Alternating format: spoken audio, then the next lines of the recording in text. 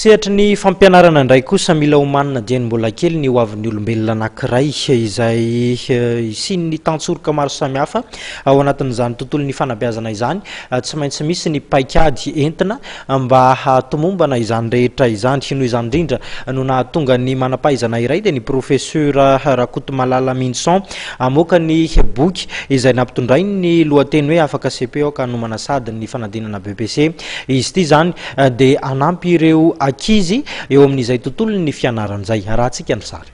Mila fanomanana no avy dia ny mbola kely ny fanomanana azy. Mila tantsoroka sy paikady matotra ireo ankizy mba ahafahana manomana izany hoaviny izany. Izany no nahatonga ny professeur Rakotomalala Minson izay mpampianatra siantifika manana doktorat amin'ny fizika sady manana traikefa ara-tsosialy anoratra ny boky mitondra ny lohateny hoe afaka CPO ka manomana sady ny BEPC. Tanjon'ny mpanoratra ny hitaizana ankizy sy ny tanora hianatra sy hahazo tsara ny fampianarana omena azy dia ny mbola kely. Ny boky zany lohateny dia hoe afaka CPE ka manomana sady ny BEPC. Dia ny manaitra ny olona voalohany indrindra dia hoe ianao mpampianatra siantifika manana ny grade professeur titulaire any amin'ny université maninona ianao no manoatra boky ho an'ny classe de 6e. Dia ny antony dia satria fantatro zany fa tena ilaina ny fanomezana toromarika ny mpianatra amin'ny fomba fianarana hatrany amin'ny fonon-kely fa tsy tonga eny amin'ny université.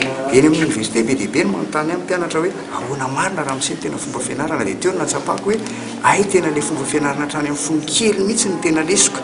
Dia izay zany zavatra apetraka ato hoe mbola kely ianao dia izao ny fomba fianarana ahafahanao tena miatrika ny fiainanao.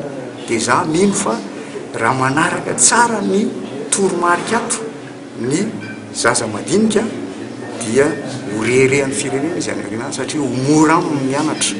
Boky natao amin'ny teny malagasy ity boky ity ary natao ho an'ireo ankizy mpianatra ao amin'ny kilasy fahaenina izay vao afaka CPE sy ireo ankizy izay ao amin'ny kilasy fahadimy, fahaefatra sy fahatelo ary ny ray aman-drenin'izy ireo.